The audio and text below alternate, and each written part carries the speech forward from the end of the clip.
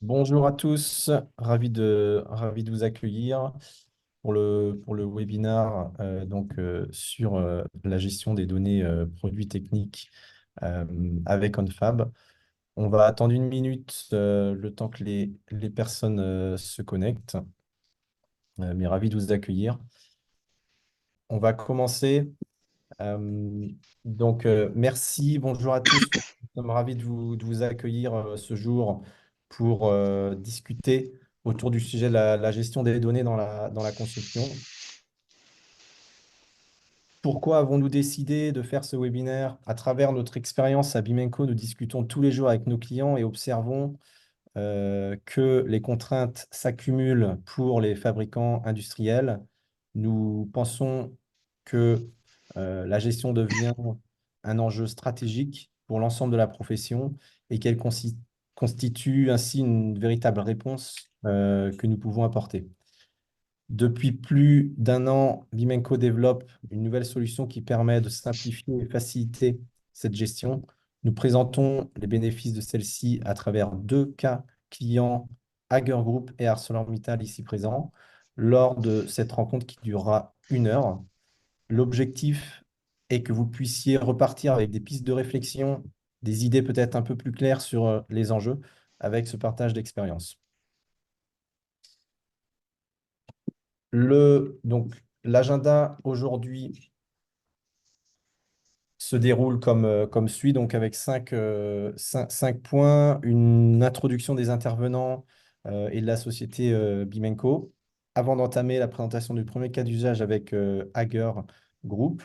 Et puis nous verrons ensuite le cas d'usage d'ArcelorMittal Construction avec l'intégration notamment du PIM. Nous terminerons par une conclusion synthétique du webinaire et une session de questions-réponses. D'ailleurs, je vous invite à poser toutes les questions directement dans l'onglet questions Q&A en bas à droite de vos écrans. Nous prendrons le temps d'y répondre à la fin de la session Q&A. Si toutefois on n'avait pas assez de temps pour y répondre en live durant cette session, nous prendrons le temps d'y répondre après le webinaire. Vous pourrez aussi nous contacter si vous le désirez. On vous donnera les contacts à la fin. Durant le temps de ce webinaire, nous aurons aussi quelques questions de sondage que vous verrez apparaître. Il y a 3 questions de sondage durant le webinaire que vous verrez apparaître directement sur votre écran. Vous n'aurez qu'à cliquer pour pouvoir répondre en direct au sondage. Voilà. Je pense que maintenant tout le monde est bien arrivé. On va commencer l'agenda. Donc, je voulais que l'on présente aussi nos intervenants. Je vais commencer par moi rapidement. Juste, je suis le directeur des opérations chez Bimenco et donc je suis en lien avec l'ensemble des clients. Et donc, j'ai plaisir à animer ce webinaire aujourd'hui avec nos deux intervenants de qualité. Le premier, d'un côté, donc on a l'honneur de présenter Frédéric Bastin, un membre de l'équipe Hager Group, une entreprise leader dans le domaine des solutions et services pour les installations électriques. Frédéric apporte une expertise précieuse en matière d'innovation et de gestion des données techniques, ou encore BIM, dans un contexte industriel spécialisé sur les métiers autour de l'électricité. Frédéric, actuellement donc chez Hager Group, a également fait un bout de sa carrière chez Schneider Electric par le passé. Frédéric est également un leader d'opinion en étant très actif au sein de différents groupements pour faire progresser la filière, comme au sein du Gimilec, de l'INIES ou de Building Smart.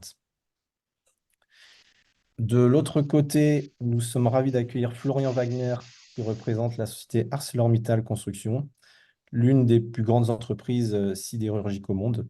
Florian nous fera bénéficier de son expérience en matière de gestion de données dans le secteur de la construction métallique, où les enjeux liés à la durabilité, à l'efficience et à l'innovation sont au cœur des préoccupations. Florian va nous faire découvrir le périmètre important et global qui conduit sur le pilotage de la donnée à travers le PIM et comment il déploie des canaux aussi techniques que peut être le BIM, avec notamment la mise en place de données carbone.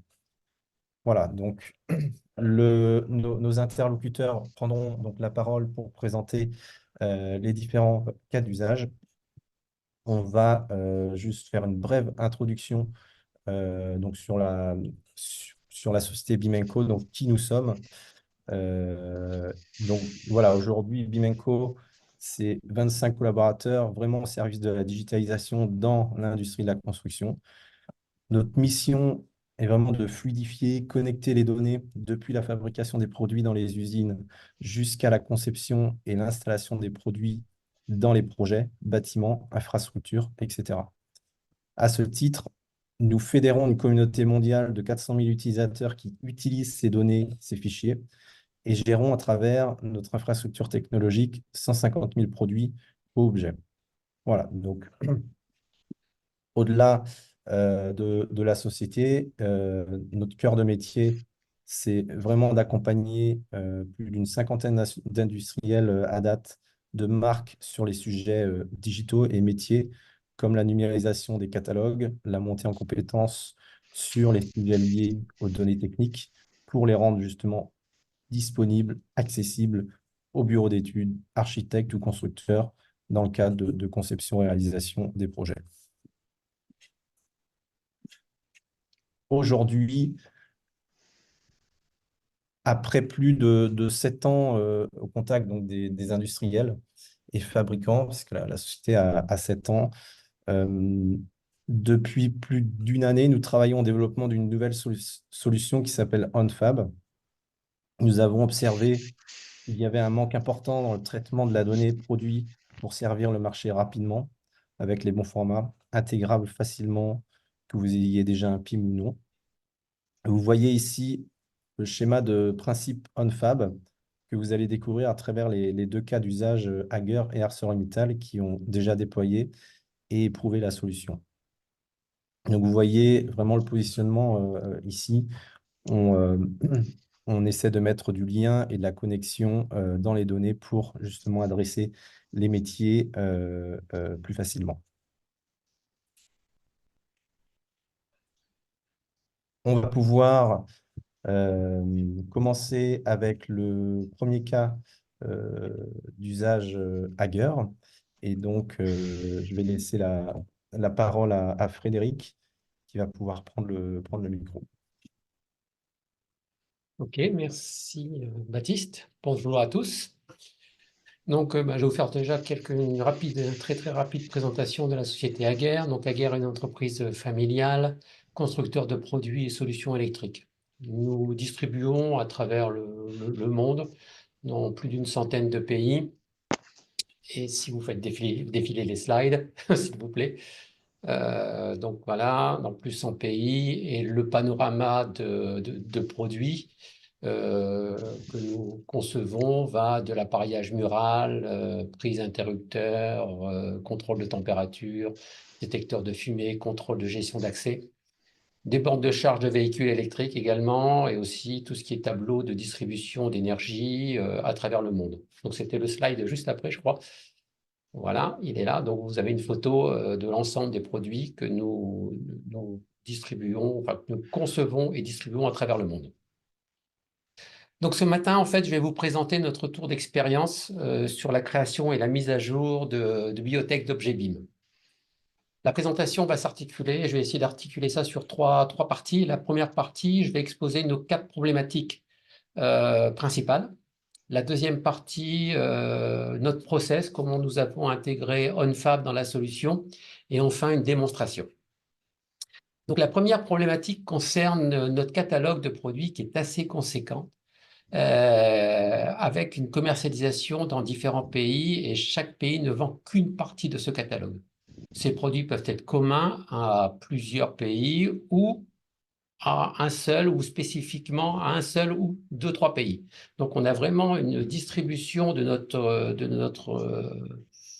notre catalogue de produits à travers le monde qui est très, très hétérogène. Notre seconde problématique va concerner la gestion des langues.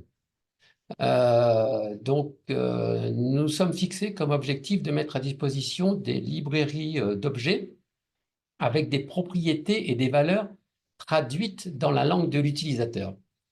simplement parce que les propriétés et valeurs sont parfois techniques et donc plus facilement compréhensibles si on les présente, si on les expose dans la langue maternelle. Donc, ce n'est pas uniquement des bibliothèques en anglais, et nous sommes allés même un peu au-delà de la traduction linguistique traditionnelle, car nous avons également géré la notion de culture. Parce qu'un Français en France et un Français en Suisse et un Français en Belgique peut être différent. D'ailleurs, vous pouvez le voir dans l'exemple que je vous ai mis sur la gauche. En français, sur une propriété, on peut l'appeler mode de pose. En Belgique, on va l'appeler type de montage. Et en Suisse, on va l'appeler mode de montage. Donc, on arrive à trouver des nuances comme ça qui existent à travers la même langue, mais qui culturellement sont différentes. Bien sûr, on traduit dans d'autres langues l'allemand, donc l'allemand pour l'Allemagne, on a l'allemand pour l'Autriche, l'allemand pour la Suisse, encore une fois, et les autres pays comme la Pologne. Nous avons également traduit les valeurs de ces propriétés. Parce qu'effectivement, nous avons le nom de la propriété, mais les propriétés qui sont textuelles et alphanumériques, il faut également les traduire. Et on s'est fixé comme objectif d'avoir la même démarche et de faire les traductions par culture. Donc, suivant le même exemple sur la gauche, avec la propriété qui était mode de pose, on retrouve les valeurs pour cette propriété, donc encastrée ou installation au sol ou en saillie dans différentes langues. Et de la même façon, on retrouve des petites nuances. Donc le français, par exemple, on a installation au sol, et en français suisse, ils appellent ça positionnement au sol. Donc il y a des petites nuances que nous intégrons dans notre gestion linguistique.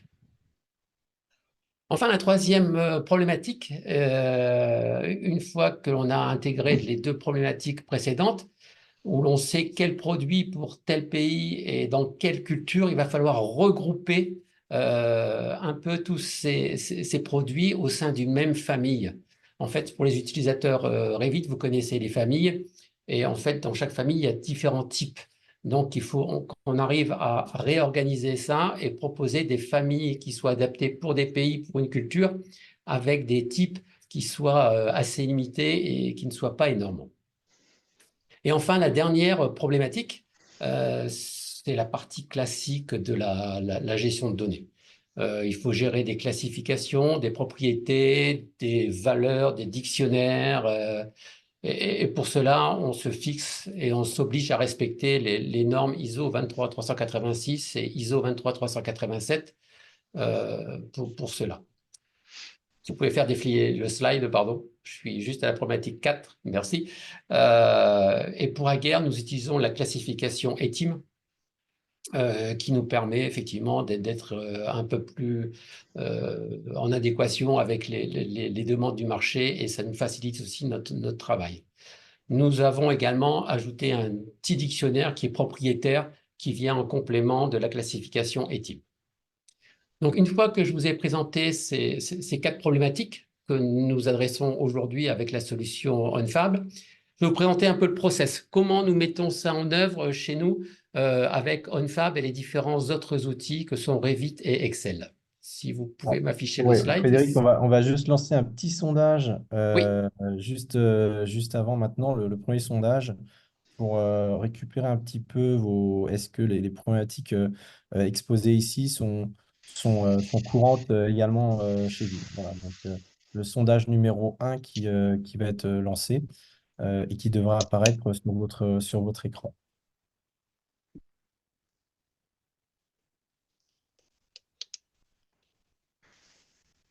Voilà, donc est-ce que tout le monde voit bien le sondage euh, normalement qui s'affiche sur votre écran?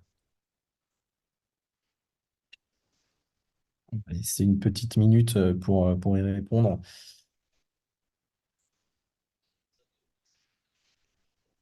Visiblement, il y a la problématique des langues qui est un sujet. Et vous, qui arrive en première position. Il y a aussi le respect des normes internationales pour certains d'entre vous aussi qui arrivent en deuxième position. Et les problématiques qui sont mentionnées ici, effectivement, sont plutôt représentatives. N'hésitez pas, il reste encore quelques personnes pour répondre avant qu'on puisse fermer le sondage.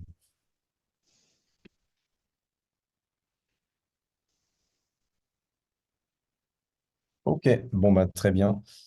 On va pouvoir continuer. Donc, c'est vraiment la problématique des langues pour les propriétés, les valeurs de propriété qui semble remporter un peu le sondage et le respect des normes internationales également. Euh, et ensuite, vous avez la problématique de gestion et de maintien des dictionnaires qui arrive en troisième position dans les problématiques mentionnées et le problème de regroupement pour les familles Revit en dernier. Voilà. Mais qui représente quand même 30% des problématiques chez les personnes qui sont dans le webinaire actuellement. Voilà. On va pouvoir poursuivre. Frédéric, voilà, je te laisse la main. Donc, voilà un peu la description succincte de notre process. Donc, tout commence avec un fab dans lequel nous allons donc créer un template. Donc, vous avez la case orange à peu près au centre de l'écran. Nous allons créer ce template qui est basé sur les classifications ETIM et sur une classification complémentaire Aguerre, une propriétaire, qui vient en complément simplement parce que la classification ETIM avait quelques propriétés manquantes. Donc, on vient ajouter et compléter cette classification avec une classification Aguerre qui a la même structuration, la même architecture que la classification ETIM. Donc, à partir de ce template, on va définir et on va y rattacher un certain nombre de propriétés que l'on souhaite gérer pour générer cette bibliothèque globale sur une catégorie de produits. Ensuite, on va utiliser Revit pour créer la géométrie, la ou les géométries, j'allais dire. Puisque avec le template, on a la possibilité, bien sûr, d'attacher une géométrie qui est liée aux propriétés qui viennent des classifications, mais on peut en définir plusieurs. Chez nous, par exemple, on a décidé d'intégrer deux types de géométries en terminologie Revit. Donc, vous avez les familles hébergées et non hébergées, ce qui fait qu'il y a les deux modèles Revit, les deux familles Revit qui sont dans le template, qui vont générer à chaque fois deux types de fichiers RFA à la fin qui seront mis à disposition des utilisateurs. Une fois qu'on en est arrivé là, en fait, on a vraiment le squelette, on a vraiment le template qui est prêt à être utilisé. Et depuis ce template, on va utiliser Excel. Et Excel qui possède en fait toute la flexibilité que l'on peut y trouver. Et Bimenco nous fournit un plugin qui nous permet de se connecter sur le template et de rapatrier toutes les classifications et de télécharger une table Excel structurée et organisée qui nous permet de la compléter. Et ce complément de valeur, en fait, chez nous, on le fait de façon relativement simple. On fait un export depuis notre PIM. On fait quelques réorganisations, un mapping rapide pour que ça corresponde à ce qu'attend OnFab. On fait un copier-coller dans ce fichier Excel et ensuite on remonte toutes les informations dans OnFab. Et c'est à ce moment-là que la puissance de OnFab rentre en jeu, puisque la synchronisation va se lancer et toute la création des objets, toute la création des familles Revit va automatiquement être faite suivant les indications que vous avez fournies dans votre fichier Excel et en se connectant, en ce qui nous concerne, sur tous les dictionnaires ETIM qui existent dans les différents pays. Donc, sur le dictionnaire ETIM France, Allemagne, Espagne, Suisse et autres pays. Ce qui fait que ce dont j'ai évoqué tout à l'heure à travers la gestion des cultures, on la gère comme ça de façon transparente et de façon tout automatique. Ça veut dire que le process, une fois qu'on le lance, peut durer plusieurs heures et vous voyez apparaître dans l'interface les différents fichiers qui se créent et qui s'ajoutent dans votre interface OnFab.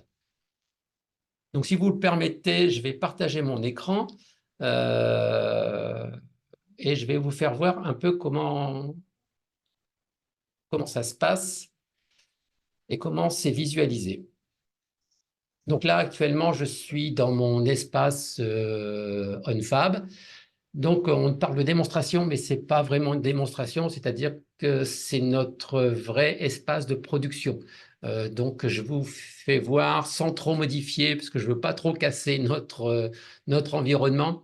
Donc, je vous fais voir l'interface et comment ça se passe.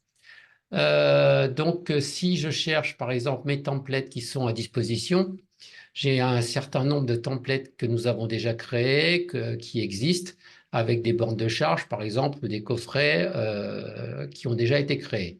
Si j'en prends un que je vous mets en mode édition, pour vous faire voir un peu quel est le contenu de ces templates.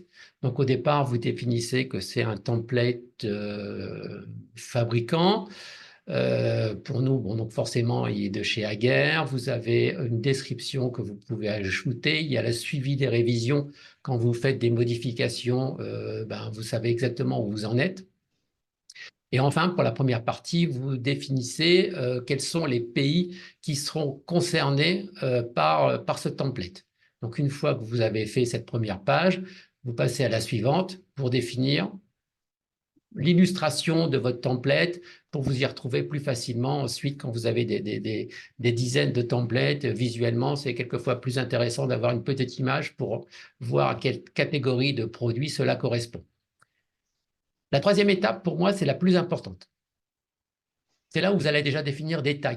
Bon, nous, on définit des tags en fonction de la nature de l'objet OnFab et quelle est la version. On gère également la version à travers des tags pour nous retrouver facilement dans l'interface.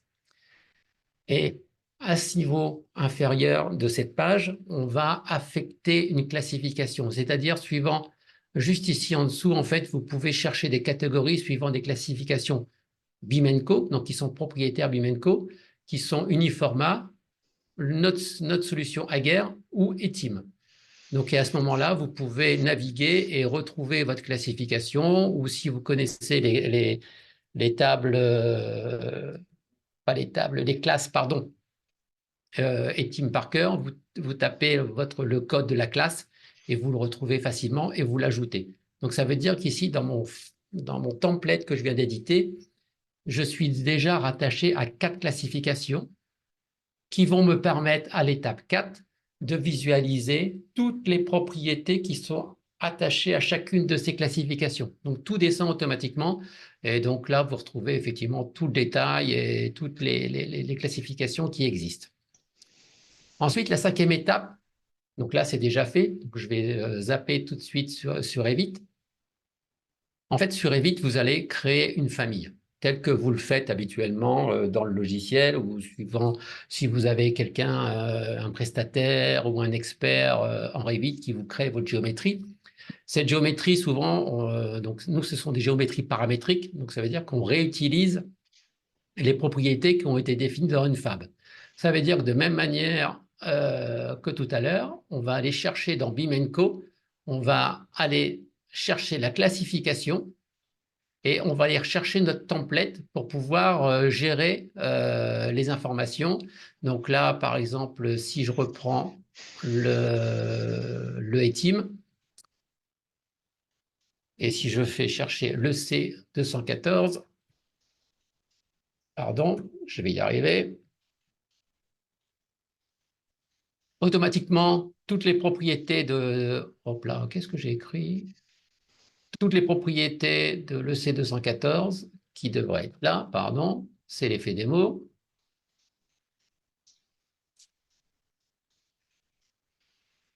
Donc, je vais y aller à la main. Donc, le C214 est ici. Voilà. Ça veut dire que voilà, j'ai retrouvé toutes mes propriétés et je les applique. Et à ce moment-là, elles remontent dans mon environnement Revit. Et ce qui me permet de les attacher à ma géométrie paramétrique et de pouvoir les utiliser. Une fois que j'ai terminé cette opération dans Revit, ce que je fais, c'est que je viens mettre à jour ma librairie, et ce qui fait que mon objet, ma famille Revit, atterrit automatiquement ici Et mes deux fichiers Revit ont été ici associés. Donc nous, on disait tout à l'heure qu'effectivement, nous en avons deux, parce que nous avons une famille hébergée et une famille non hébergée. Une fois qu'on en a terminé ça, si vous le souhaitez, vous avez la possibilité d'ajouter un système documentaire à votre template. Nous n'utilisons pas cette fonction pour l'instant, mais sachez qu'elle existe.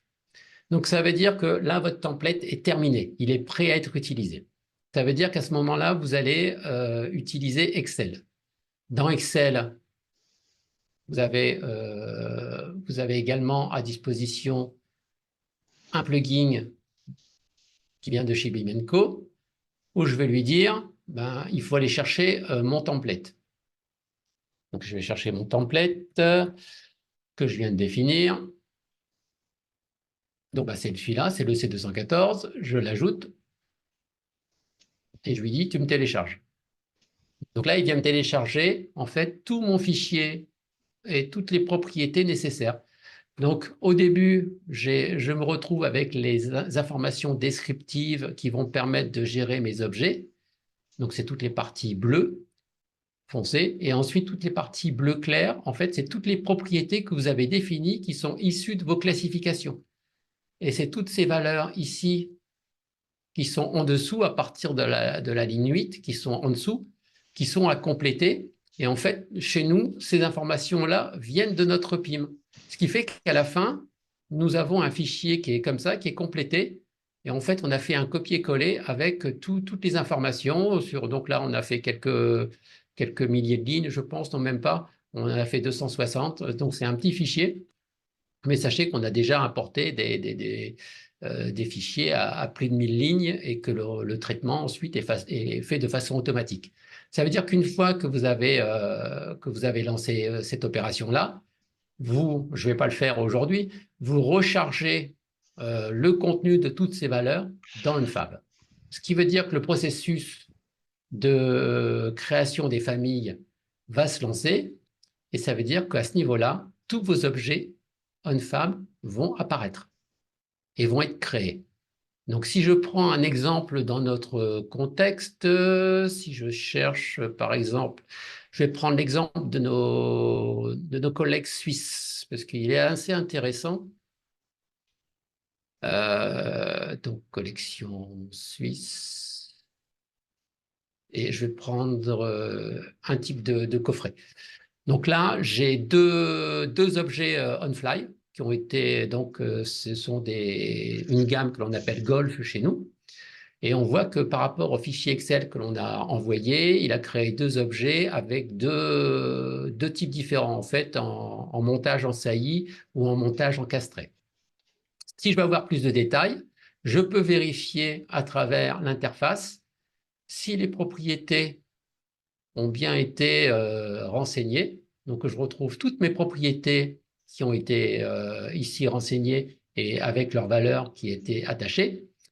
Et je retrouve également mes fichiers, tous les fichiers associés. Donc, j'ai 8 fichiers associés à cet objet OnFab.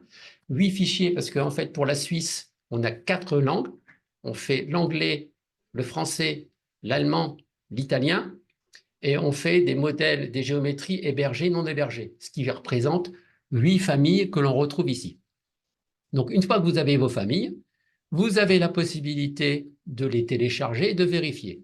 Donc, je me suis amusé ce matin, par exemple, à télécharger 4 familles, les 4 objets qu'on vient de voir à l'écran. Je les retrouve ici dans un projet Revit. Donc, dans le projet Revit, vous allez retrouver tous les types avec toutes les caractéristiques pour la taille, si vous souhaitez avoir plus grand, plus petit, si vous voulez modifier. Donc, vous voyez que vous pouvez facilement modifier les types et avoir sous la souris toutes les possibilités sur cette gamme-là qui est disponible dans nos catalogues. Et ensuite, ce qui est intéressant, c'est qu'ici, je suis sur le modèle suisse-français.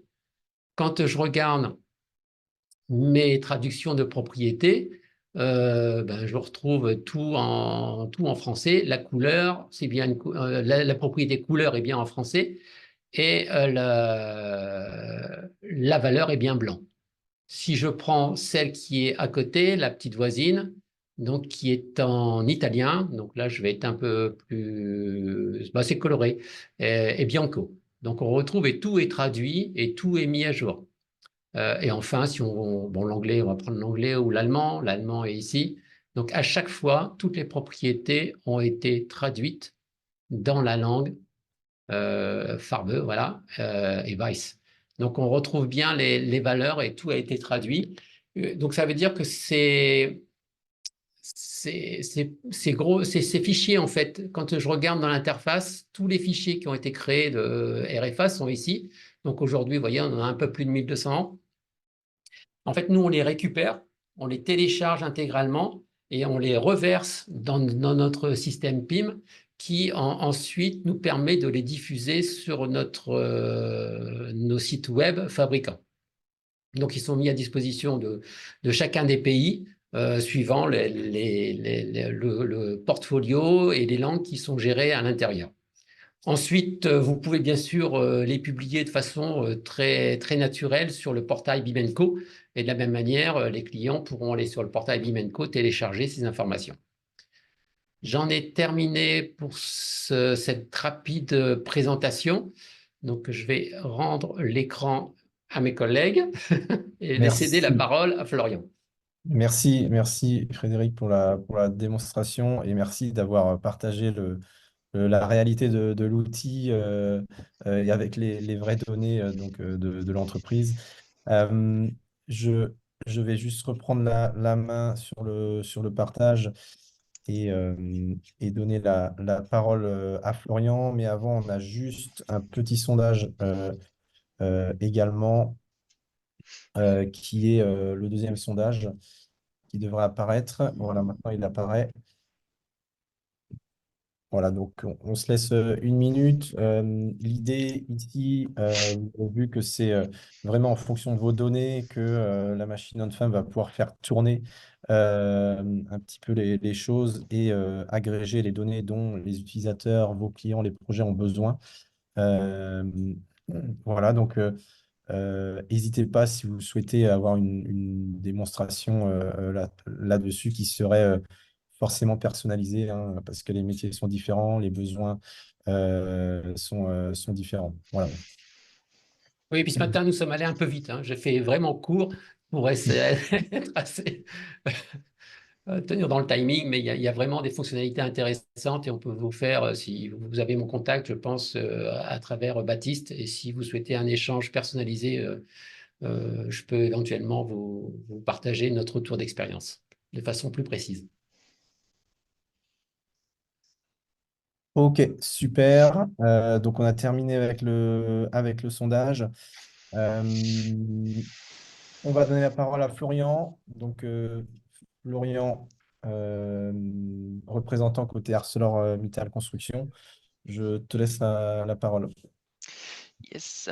Bonjour à toutes et à tous. Donc, Florent Wagner, je suis product owner de la solution BIM pour ArcelorMittal Construction. Donc, avant de rentrer dans le vif du sujet et de vous exposer notre stratégie BIM, comme mes confrères, je vais commencer par le traditionnel qui sommes-nous? Donc, contrairement à ce que vous pourriez peut-être penser, ArcelorMittal Construction n'est pas revendeur d'acier. Au contraire, nous transformons l'acier en des produits finis. Par produit fini, j'entends une large gamme de produits qui regroupent des panneaux sandwich, mousse polyuréthane, laine de roche, des profilés, des parements de façade, des modules préfabriqués, des planchers et j'en passe. Grâce à cette large gamme de produits, nous sommes en mesure de nous positionner sur de nombreux marchés, parmi lesquels on retrouve l'agricole, le sport, les loisirs, la santé, le résidentiel, les parkings, voire encore même le marché du froid, également qualifié de marché agroalimentaire. Slide suivant, merci. Donc, parmi nos valeurs, ce que vous allez retrouver, c'est notamment l'engagement. Pourquoi? Parce que nous nous engageons à accompagner nos clients tout au long de la durée de vie de leurs produits, plus que de leurs projets, pardon. Plus que des produits, ce que nous essayons d'offrir à nos clients, ce sont de véritables solutions. Des solutions en termes d'accompagnement, que ce soit avec une large gamme de produits, mais aussi d'accessoires de finition, tels que des caustières, des raccords d'angles, etc. Ou alors à travers une offre, un portail, si je puis dire, de services digitalisés. Autre valeur, la performance. Pourquoi? Parce qu'avoir une large gamme de produits, c'est bien, mais être en mesure de tenir les réglementations qui sont en vigueur au sein des différents marchés que je vous ai exposés, c'est mieux. Et c'est là qu'on a, de nombreux challenges. Par exemple, dans tout ce qui est, marché agroalimentaire, également qualifié de marché du froid, vous doutez bien que les challenges sont liés à la température. On ne peut pas, en fait, briser la chaîne du froid. Dans le cadre du secteur résidentiel, on va être challengé sur le feu. Il faut qu'en fait l'enveloppe du bâtiment, la structure du bâtiment en cas d'incendie puisse tenir de sorte à ce que les résidents puissent évacuer les lieux. Autre valeur, la découverte. Donc, la découverte tout simplement parce que nous sommes vraiment à l'écoute, du marché. Nous essayons de comprendre autant que faire se peut, l'intégralité de leurs problématiques et essayons de mettre en œuvre des solutions adaptées à ces besoins. Par exemple, si je suis dans la rénovation et que je veux rénover un bâtiment scolaire, c'est assez compliqué. Pourquoi? Parce que ce type de bâtiment n'est fermé que de l'ordre de 6 à 8 semaines pendant les grandes vacances scolaires. Donc on a mis au point, chez ArcelorMittal Construction, des modules préfabriqués qui nous permettent de reprendre l'intégralité de la façade en un temps record. Et enfin, dernier point, la durabilité, liée également à la sustainability, à l'environnement, etc. Il faut savoir qu'on est une société qui investit quand même massivement dans des process industriels novateurs, je dirais même, disruptifs, tels que l'électron beam pour tout ce qui est peinture et évidemment, nous sommes en mesure de produire de l'acier à faible émission carbone à travers une offre, X-Carb. Voilà. Donc le contexte étant implémenté, on peut maintenant attaquer la stratégie BIM. Donc sur cette image, ce que vous pouvez voir sur cette slide, c'est en fait une version simplifiée de l'urbanisation de nos outils. Par urbanisation, j'entends la façon dont tous nos outils communiquent entre eux. Donc, en bas de slide, vous avez un logo Sophie. Sophie, c'est quoi? C'est ni plus ni moins que notre ERP. Dans cet ERP, on gère de la donnée dite industrielle. Grosso modo, on a des géométries, des articles, etc. Sont vraiment la carte d'identité de chacun de nos produits. Ces données industrielles, elles sont ensuite remontées à fréquence hebdomadaire dans notre PIM. Donc, pour celles et ceux qui ne sauraient pas, PIM, ça signifie Product Information Management. Pour simplifier, c'est une énorme base de données dans laquelle on stocke toute notre donnée produit, que ce soit des produits finis, des accessoires de finition, de trading, des revêtements organiques, des isolants, et j'en passe.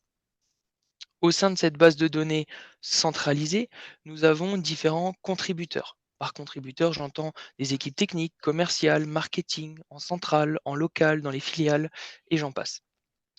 Tous ces contributeurs vont travailler finalement au sein de notre solution PIM sur l'enrichissement de la donnée. On va ensuite constituer des catalogues locaux.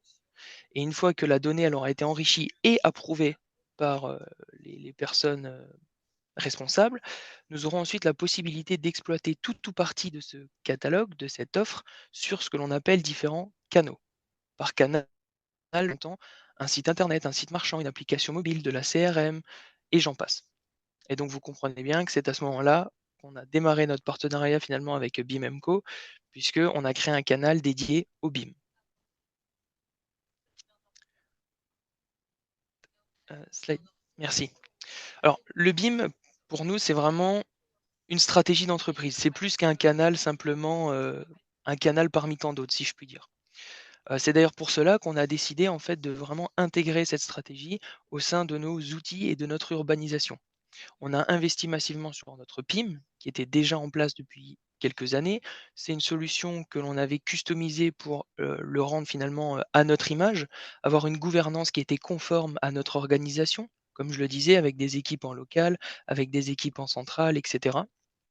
Avant d'attaquer le BIM, il faut savoir aussi que le PIM était déjà opérationnel depuis approximativement 4 années, ce qui signifie qu'on avait déjà, bon nombre d'utilisateurs en interne et que les procédures d'enrichissement de la donnée étaient déjà maîtrisées par les key users. Donc ça, c'était un vrai plus pour nous et c'est pour ça qu'on a investi sur notre solution PIM parce que, ça allait nous permettre de non seulement maîtriser notre time to market, mais également de l'améliorer. Les seules choses, si je puis dire, qu'il nous a fallu faire, c'était apprendre, entre guillemets, à notre outil PIM à gérer de nouveaux formats, tels que les formats Revit, ADS Calib pour les bibliothèques de matériaux, et il fallait créer en fait un groupe dédié, donc les Local BIM Managers, c'est comme ça qu'ils s'appellent chez nous, de sorte à sécuriser le périmètre, à responsabiliser des personnes sur l'enrichissement de la donnée. que ce soit à travers des objets 3D directement dans le BIM, à travers l'enrichissement de valeurs de performance, mécanique, feu, acoustique, thermique, peu importe, directement dans notre PIM. Et encore une fois, nous, si on a décidé d'investir sur notre PIM, c'était parce qu'on voulait avoir des usages multiples de ces données à la fois techniques et marketing. En effet, une fois que j'ai une valeur de performance dans le BIM, je peux très bien la mettre à disposition de BIMenco pour l'exploiter sur les différentes plateformes BIM, mais je peux également utiliser cette valeur de performance pour créer, je ne sais pas, un parcours utilisateur, par exemple, sur un site marchand, de sorte à permettre à un utilisateur de retrouver un produit via une valeur de performance, plutôt que par un nom de produit.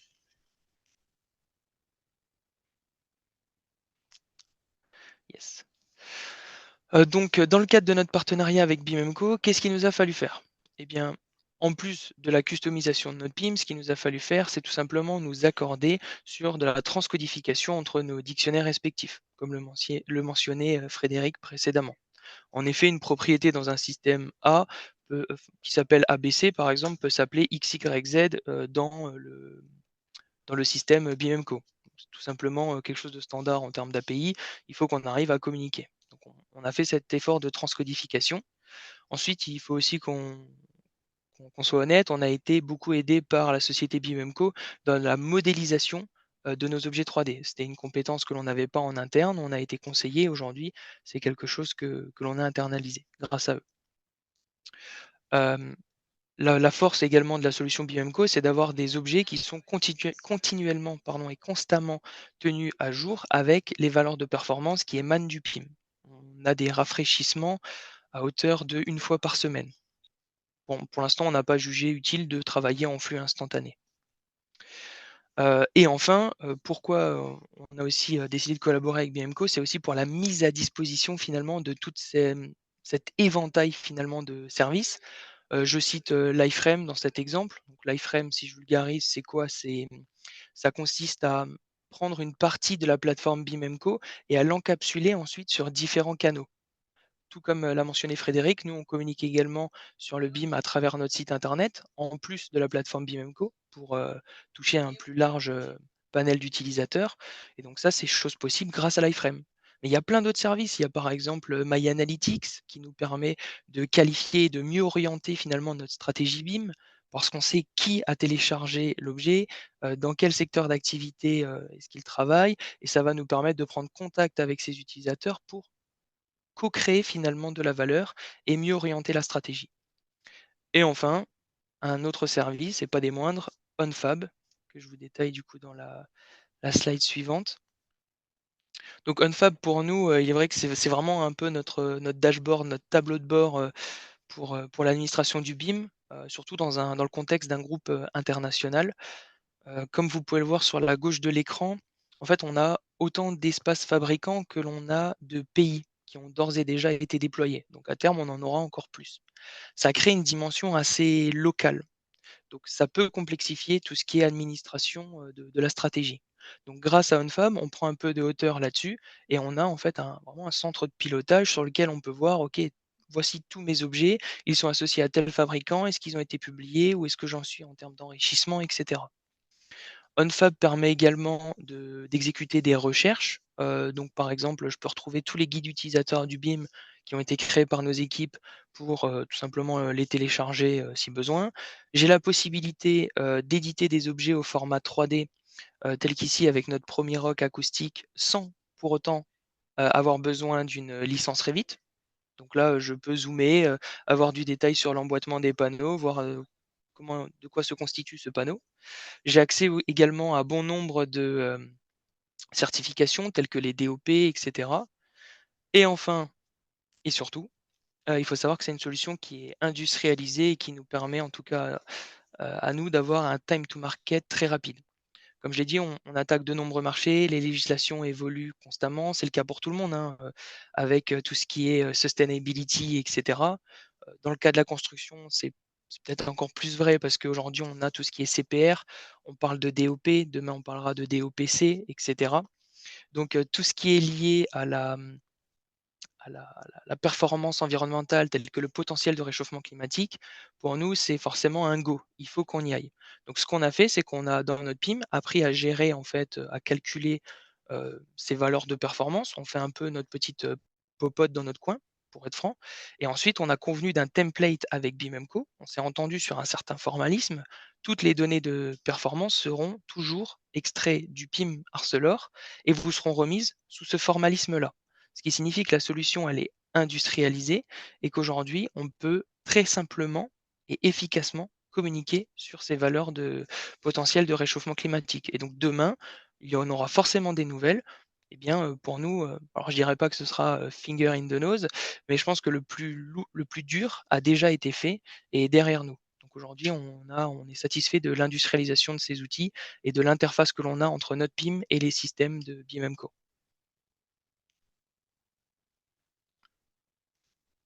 Voilà tout pour moi. Ok. Bah, merci pour le témoignage, Florian.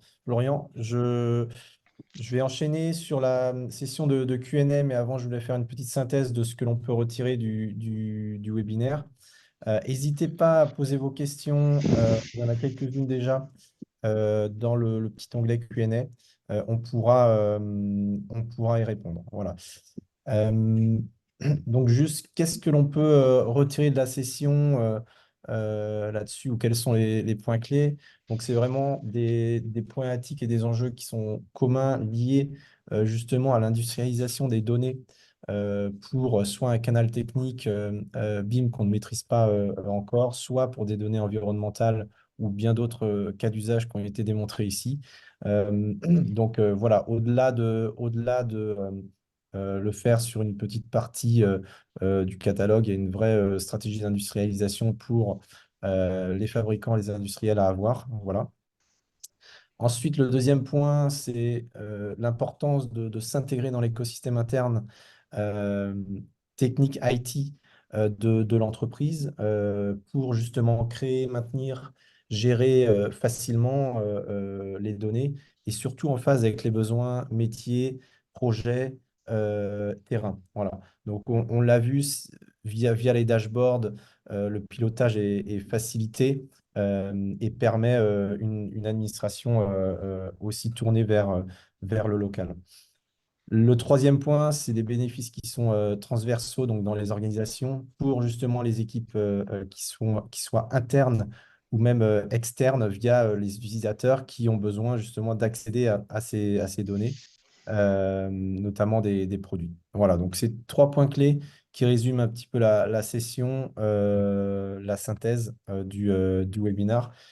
Et, et ensuite, voilà, je vais passer aux questions, questions-réponses. N'hésitez pas à remettre les questions directement dans l'onglet, que je puisse justement les dispatcher.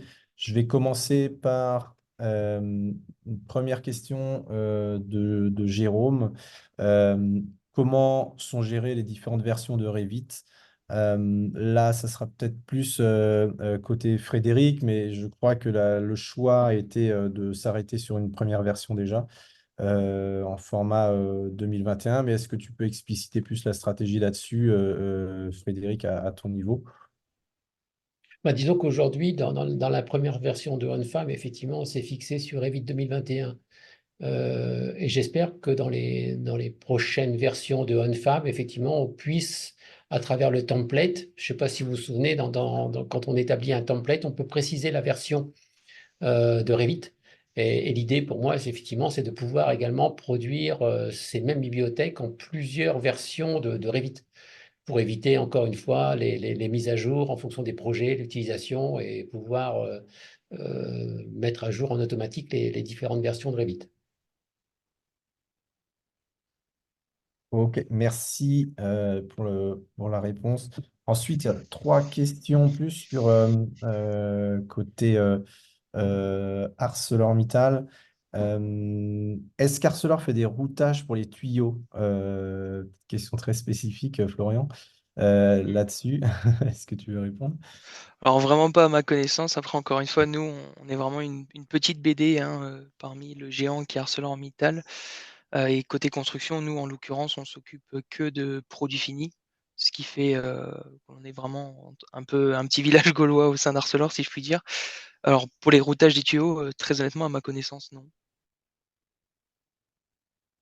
Ok. Et concernant les structures métalliques, est-ce que vous avez des bibliothèques? Pas encore. Pour l'instant, on est vraiment spécialisé uniquement sur les produits finis. Après, on a pensé à des bibliothèques pour tout ce qui est accessoires accessoires pliés, par exemple, les costières, les faîtières, etc. Mais pour l'instant, pour tout ce qui est structure métallique, c'est pas encore quelque chose auquel on s'est attelé.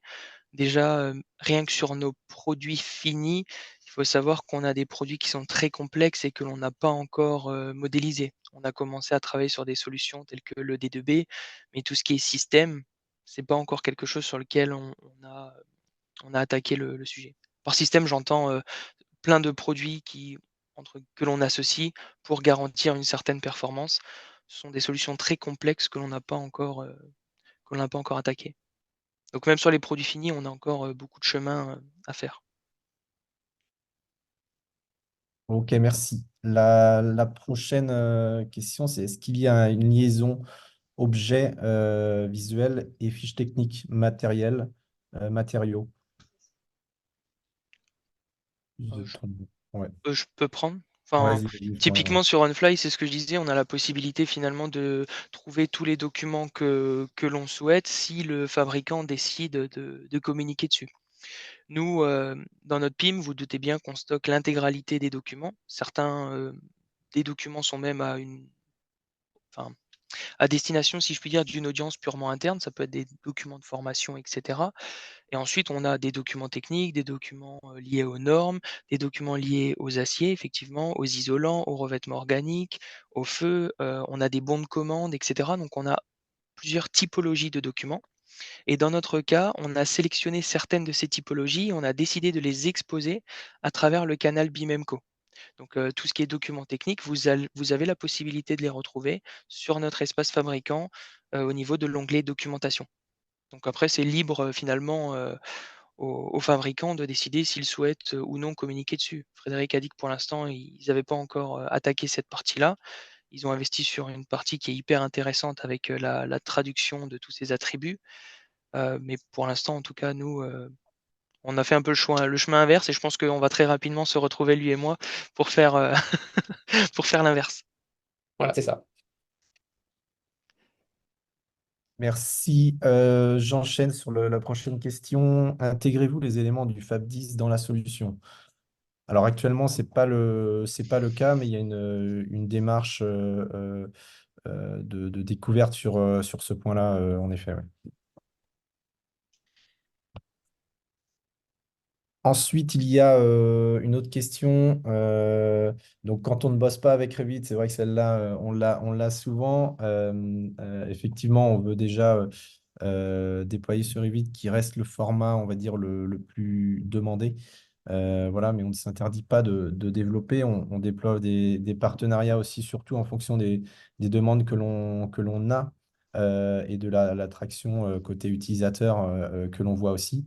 Voilà, effectivement, en termes de partenariat, je peux en citer un qu'on a pu faire récemment avec la société Sogeling pour justement déployer des solutions sur les formats Mensura et Covadis qui peuvent aussi intéresser plus le monde de l'infrastructure. Voilà.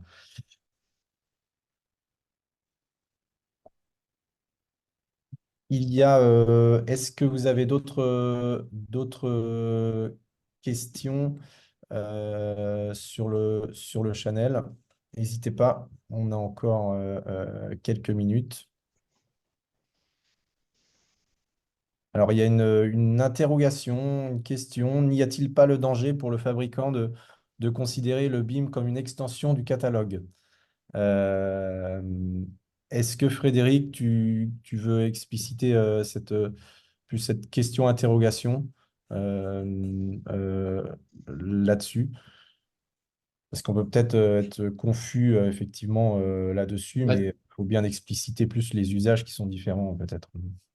c'est l'usage, effectivement. Donc là, on passe effectivement dans un domaine qui est 100% numérique.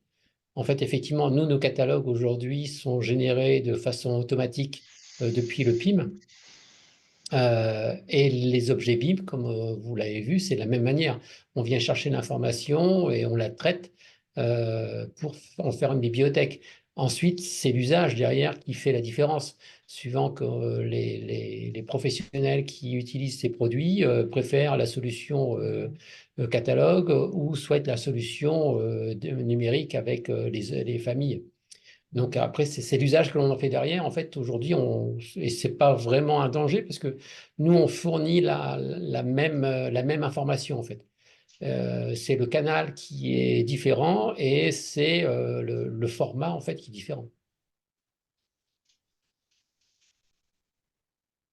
Ok, merci Frédéric. Je ne vois pas d'autres questions. N'hésitez pas, on a encore quelques minutes. Euh, c'est juste le temps pour moi de voilà, de vous donner aussi les contacts. N'hésitez pas, si vous souhaitez nous contacter directement, que ce soit voilà, Frédéric ou Florian, qui se feront un plaisir de pouvoir répondre aux questions ou d'avoir une session peut-être plus poussée avec vous, selon votre situation. Bien sûr, je suis également disponible. Aussi, on sera à BIMworld les 3 et 4 avril prochain. Et on aura une session dédiée OnFab avec Frédéric et un représentant de ArcelorMittal qui seront présents sur notre stand le premier jour, le 3 avril à 15h30, justement pour pouvoir avoir une autre session, cette fois-ci en physique. Voilà, donc n'hésitez pas à vous joindre à nous. Vous pouvez aussi avoir un pass gratuit pour accéder au salon et aux sessions. Voilà. Alors, est-ce qu'il y a d'autres questions? Euh, Avez-vous un lien avec les fiches PED-EPD? Florian, est-ce que tu veux répondre à ça sur les côtés, les fiches environnementales? Alors nous aujourd'hui, les FDES, ce sont des documents que l'on stocke aujourd'hui en dur et sur lesquels on communique. Par contre, ça revient enfin, c'est vrai que c'est un sujet qui est très challengeant puisque les normes évoluent, très rapidement et il y a beaucoup de choses qui vont arriver sur le marché. Un passeport digital pour nos produits. Je citais, précédemment les CPR qui nous amènent à revoir notre documentation également, tels que les DOP qui deviendront des DOPC. On va également être challengé sur les FDES. On a pour objectif, nous, de tout industrialiser, donc d'utiliser un outil de calcul que l'on va connecter à notre PIM, de sorte à pouvoir stocker la data toujours au même endroit, en avoir des usages multiples, que ce soit sur un canal A ou un canal B. Et on a pour ambition, on travaille actuellement sur le sujet, dans le cadre des DOP en tout cas, pour pouvoir générer des documents pour chacun des articles configurés qui sont vendus à nos clients. Et Dieu sait que des configurations, on en a énormément puisque dans notre PIM aujourd'hui, on a dépassé le million d'articles. Donc, c'est un sujet, très challengeant. Merci. Alors oui, je peux aussi également ajouter que vous avez pu voilà, découvrir que OnFab, c'est aussi un repository de données de différents types. Aujourd'hui, on a vu plus de techniques BIM, mais également plus environnementales avec le cas ArcelorMittal. Il y a également justement le lien que l'on pourrait faire avec les FDES. C'est un projet sur lequel on travaille, mais on n'a encore pas vraiment finalisé les choses. Mais effectivement, ça va servir le canal également pour la diffusion effectivement de ces données qui sont de plus en plus prégnantes pour le marché. Et ça reboucle effectivement le sujet de l'ACV, RE 2020, dont il y avait une question dans le chat également là-dessus. Donc aujourd'hui, ce n'est pas le cas, mais il y a un projet en cours là-dessus. Voilà, il est maintenant l'heure. Je voulais remercier Frédéric et Florian pour leur temps l'exposition aujourd'hui des cas d'usage sur l'outil utilisé. Merci beaucoup là-dessus. On se voit à BIMWorld le 3 et 4 pour une présence, pour une session physique si vous le souhaitez. Merci à tous d'avoir assisté donc à la présentation aujourd'hui et n'hésitez pas à nous contacter. Voilà, les contacts qui s'affichent sur votre écran actuellement. Merci à tous. Très bonne journée. Merci à vous. Au revoir. Bonne journée. Journée.